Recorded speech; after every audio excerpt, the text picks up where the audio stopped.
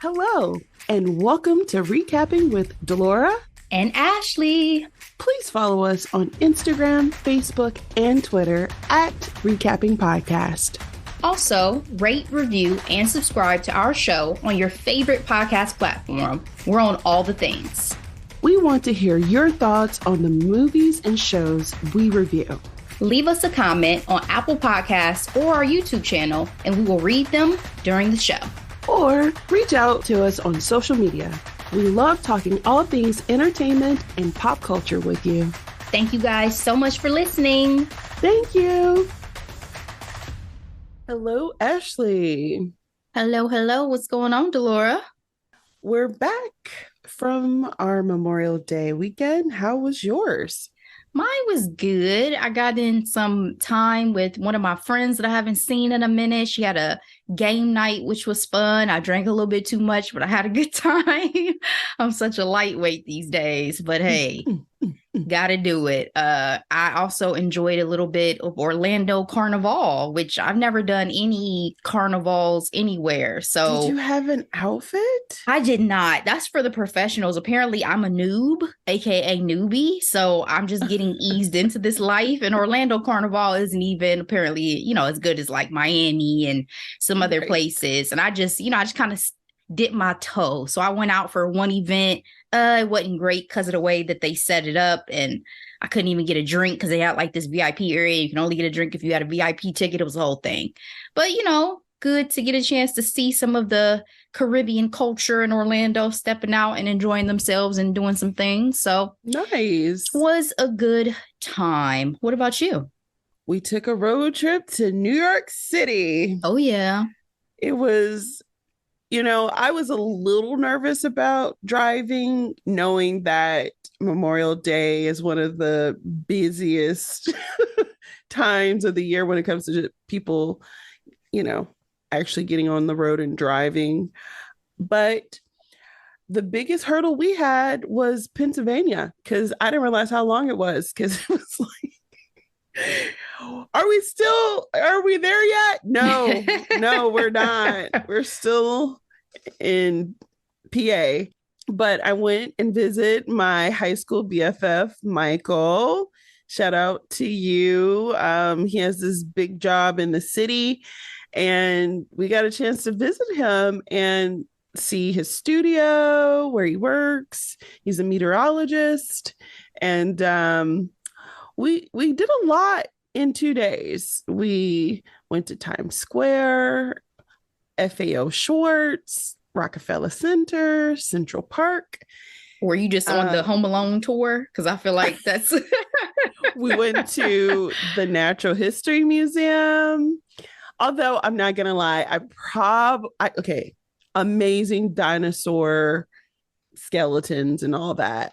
I probably would have preferred to go to the Met, though. I'm not going to. Oh, yeah. You did say you wanted to go to the Met. But we didn't have enough time. But I look forward to going again. And it's only your first visit. So exactly. It was my first visit. So I look forward to going again. But yeah.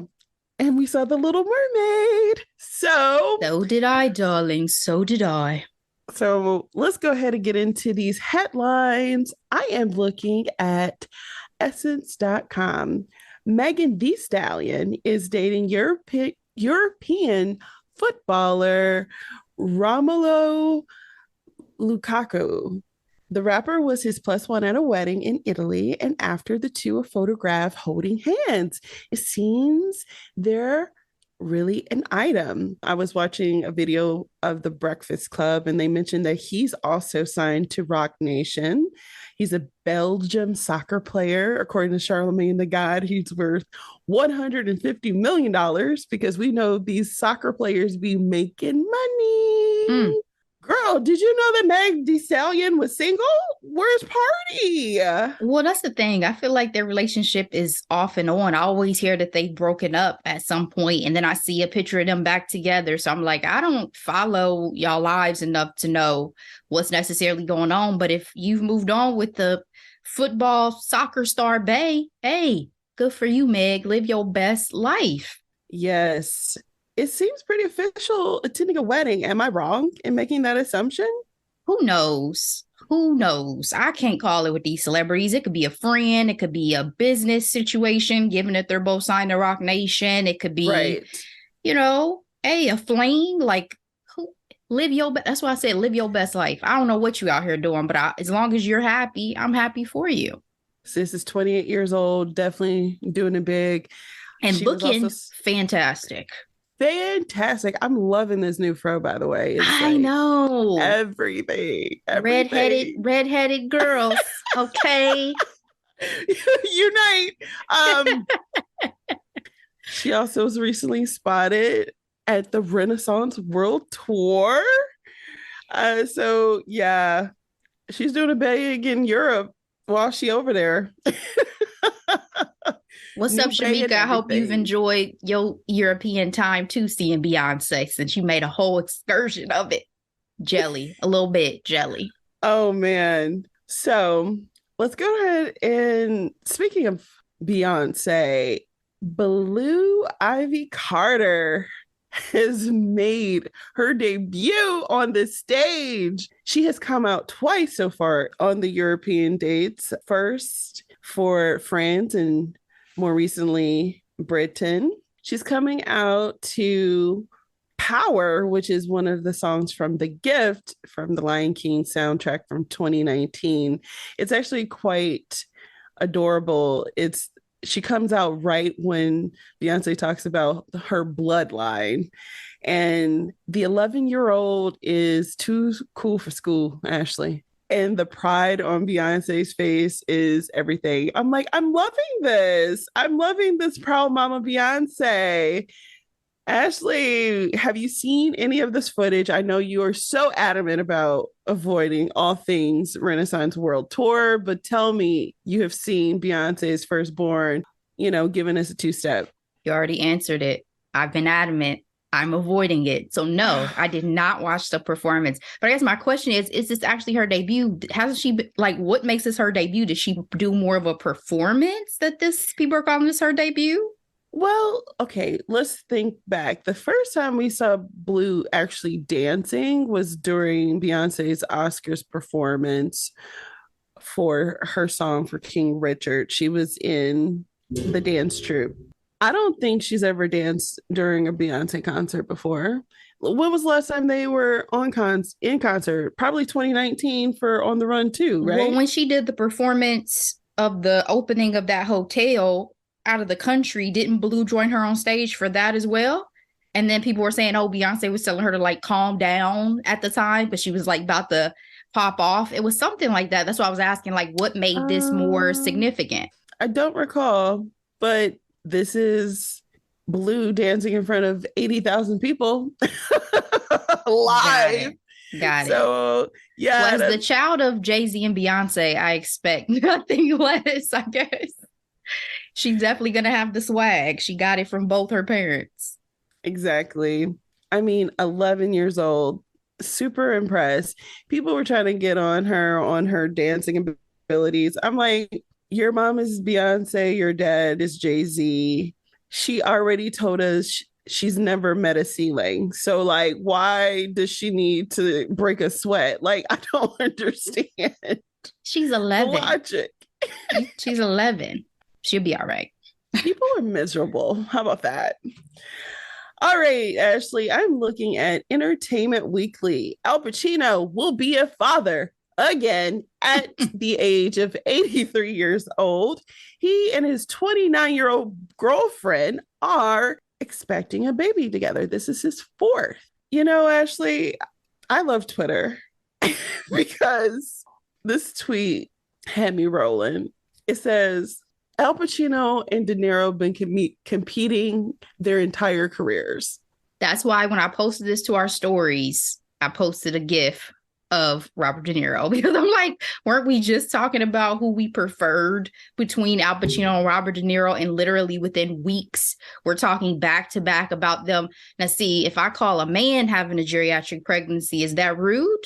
Because we're considered having geriatric pregnancies by the age of 35. So they're both in their twilight years and having these babies back to back. I'm like, are they hopping on weekly phone calls with each other, like, so guess what? I got some news. And then the other one calls, so guess what? I have some news. Like, it definitely seems maybe like a little friendly competition, but possibly we're just reading too much into it. Somebody was like, did they have a pregnancy pack? And then my other favorite, they took that little Twitter competition very seriously. I saw somebody in the headline, somebody said something like, oh, his girlfriend says she just likes old people. I'm like, she could have never been quoted as actually saying that. Like, there's just no way. Of all the women I've ever seen who dated these much, much older men, I don't think I've ever heard that one. I didn't know Pacino was older than De Niro. Yeah. Remember, De Niro's only in his 70s. Yeah, 79. Al Pacino, 83. Look at that. Yep. I mean, they would have been in high school together still, most likely. But yeah, a little bit older. Wow. Wow. I just, again, the stamina, like, to still want to hold somebody's baby. Not somebody's yours. Good for y'all. I was thinking about the other stamina, but we can go on to our next. Yeah. I'm not going to touch it. Not going to touch it. Lord, take the wheel. Oh my gosh. All right, Ashley. In news that I did not see coming, I am looking at Variety. Sex and the City. Shocker. Kim Cattrall to return as Samantha Jones with, and just like that, cameo. This is hot, hot, hot, hot, hot. Girl, after feels like years of Kim saying she will never come back as Samantha, it is confirmed that she will appear only in one scene. They said that Cattrall shot her dialogue on March 22nd in New York City without seeing or speaking with the stars of the series or the showrunner. I'm not going to get into the spoiler alert of like what the scene is going to consist of, but what they did say is Cattrall does not have any comment, neither does Max. And the show is set to return June 22nd, but the second season with her particular scene won't be available until August. Again, Twitter for the win. They said they sold the HBO of Max to afford this. Basically, what could I possibly pay her to finally get her to agree to this? And how necessary was it really? I feel like as fans, at least me, I'd moved on. Like, after the public fallout of everything, I was perfectly fine with y'all only making passing references to her forever. Like, I'm team SJP. I think that's part of the reason why I'm not necessarily team H. Between the two of them, I am. Oh, I cannot say I am definitely not. If anything, I feel like I'm Switzerland right now. But what I will say is the check would have to have been gigantic. And to your point, I think part of the reason why the show is called And Just Like That is to get the audience to go along with having a trio instead of the original four, right? Like, if you're not going to have Kim or her iconic character Samantha, then it's not Sex and the City, it's something else. Right. So her showing up is just, it's interesting, and I hope it's worth it. Maybe they feel like they have to do a Hail Mary because of all the things that happened in the first season. It was a bit lackluster, and then the fallout with the lead, Mr. Big, and his personal life, and then the Peloton controversy. They put them out of business, Ashley. Basically. But I think the big hoopla about Aiden returning is the draw for a lot of original fans to this season more so than Is having a it? glimpse. I think for a lot of people, it's intrigue. It adds intrigue. It adds interest Ashley, to know what's going to happen. I am 1,000,000% Team Aiden. I have always been Team Aiden. And to see him kissing up on Carrie like that, I'm like, y'all are wrong for this. He does not deserve this. Like, I am very interested to see how they're going to rope his story in, but she made her decision. She made her decision. It was a poor one. Anyway, I mean, even though how she things did him didn't. was so shady. So the first time I agree with you, when she cheated on him with Mr. Big, that was horrible, right? There's no excuse for that. But the second time, I just feel like they were just in different places. Like Carrie was not a woman who had at that time sought marriage and things like that. And Aiden was Yeah.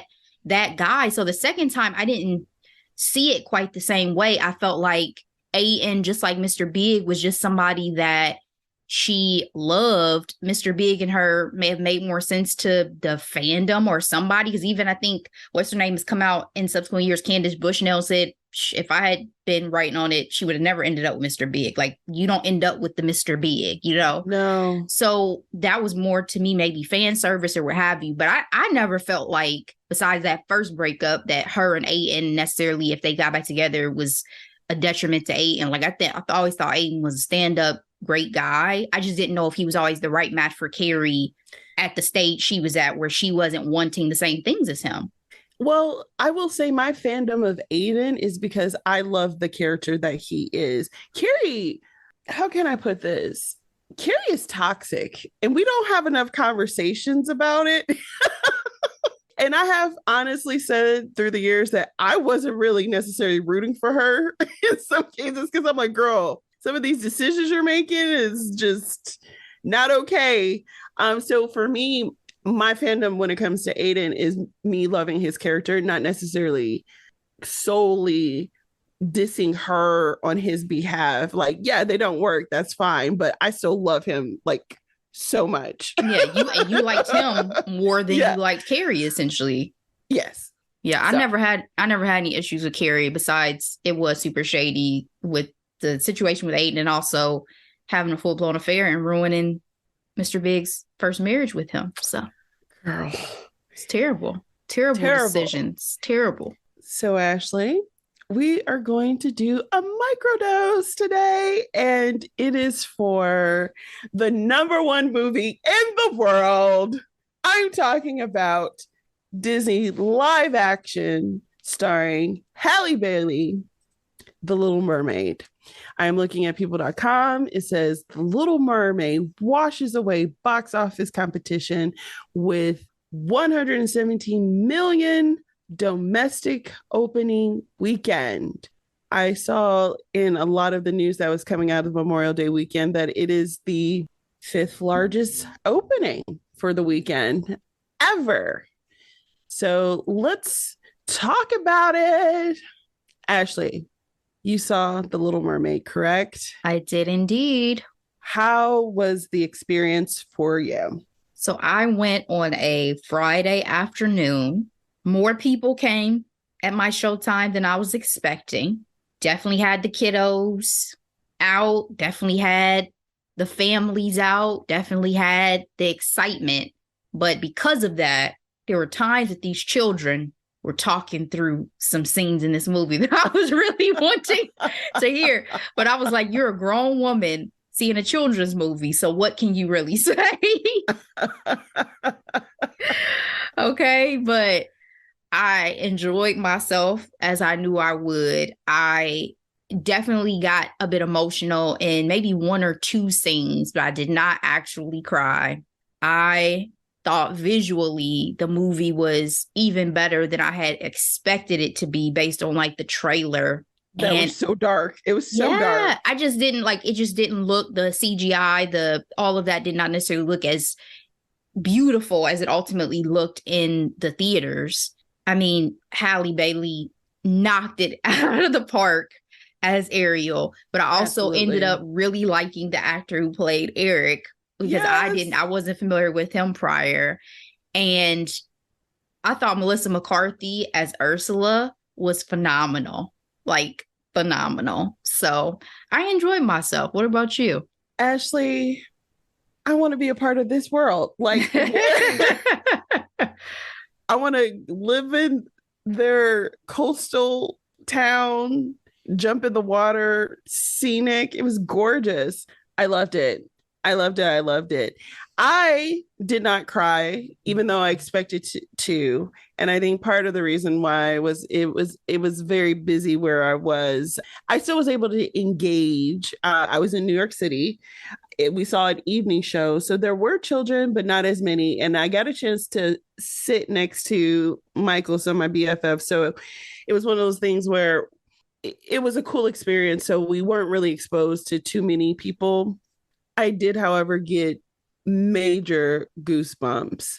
So like when she sang Part of Your World, which again Mm-hmm. gets me emotional every time, but when she did the Vanessa Trick song and her doing her siren song, the evil one, she hit that note and I got goosebumps. I was like, yes, evil Halle. I love this. This is everything. I enjoyed that they even call it a siren song in this to Yes. play into the whole lore of Meg, mermaids. Yeah. yes.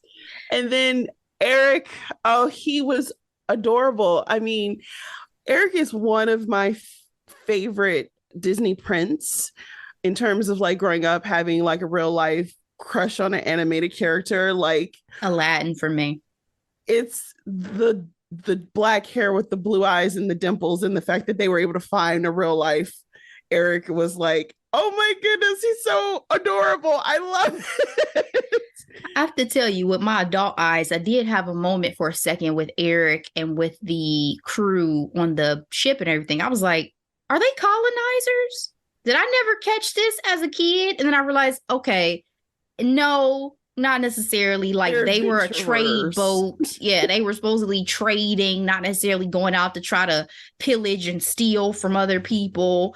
But it caught me for a minute because when they was calling him, I was like, oh yeah, he is a prince. Oh yeah, wait, is he from England?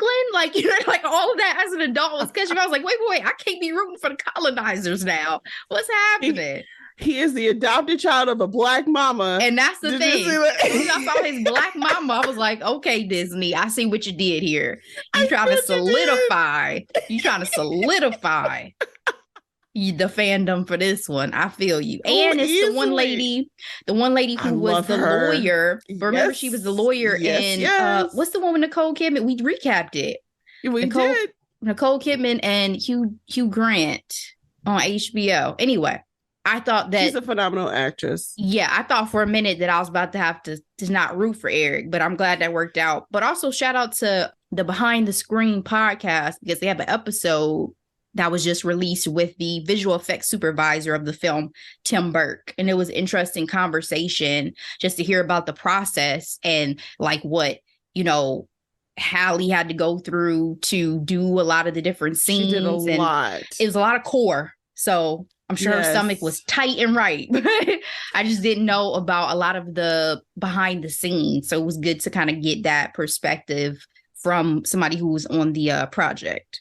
I also really love Twitter for them comparing the animated Eric to the live action Eric. Apparently the animated Eric was he could have done more. So like for Kiss the Girl, which is one of my absolute favorite songs, in the animated movie, they act like he was going to kiss her and then denied her.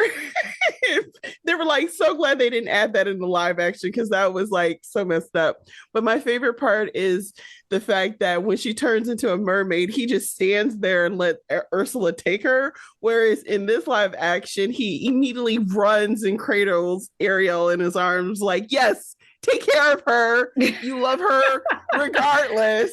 Well, I mean, let's be honest. If you have fallen in love with somebody and then you see them transform into a mer person in front of your face, it's going to take you back a minute. You know what I'm saying?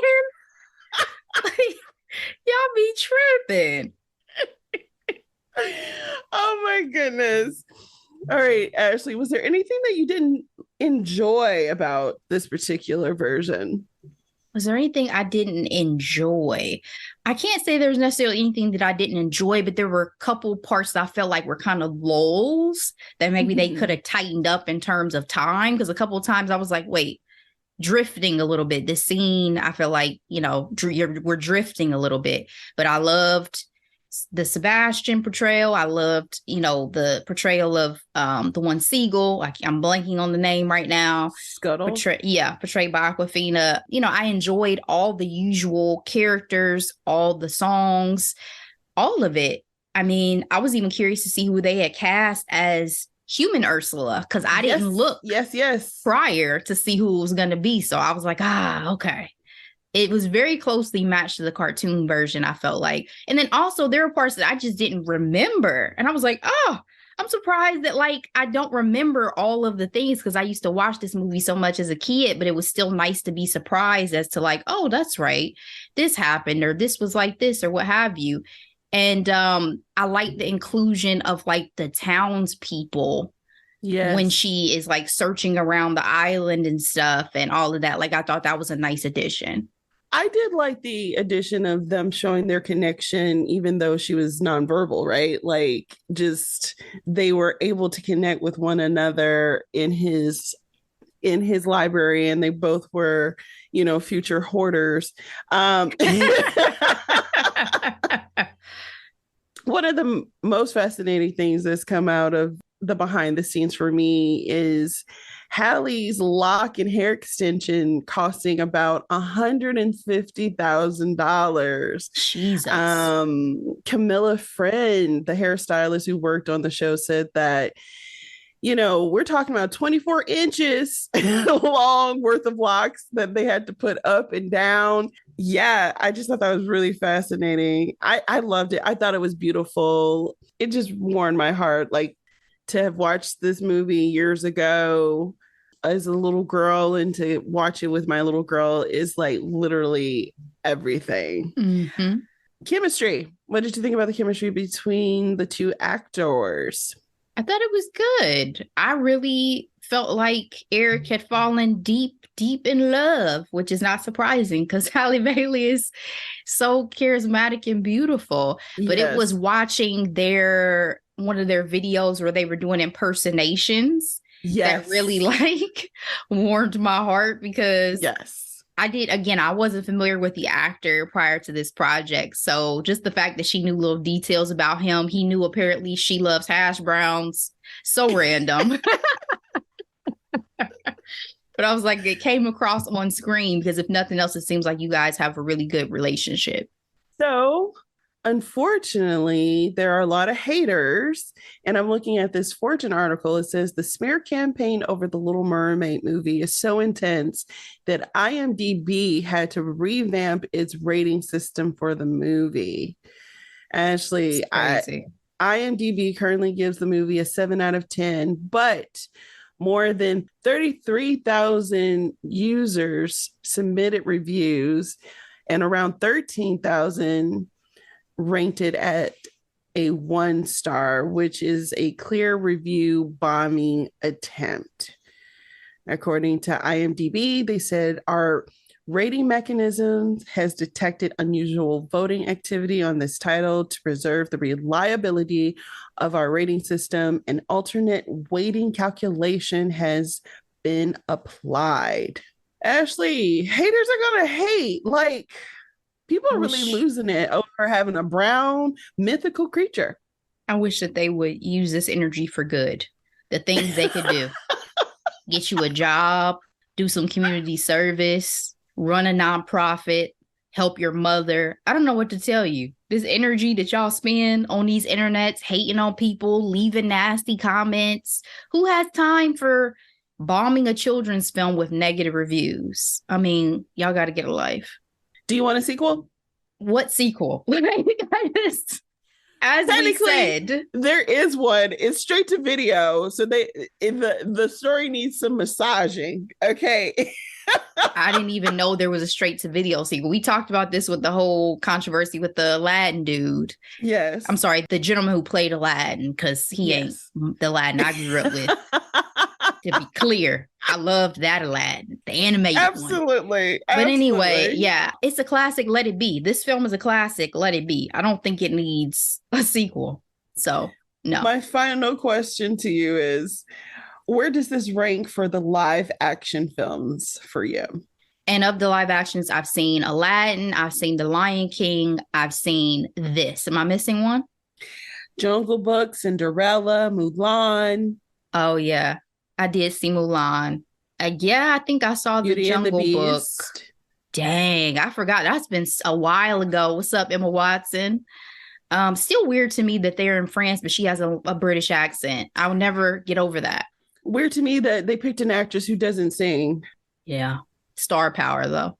Thank you for those, because I'm like, what am I missing? So, okay. So Beauty and the Beast, I enjoyed. Mulan, I enjoyed. Lion King was beautiful. I actually went and saw that with my uncle in theaters.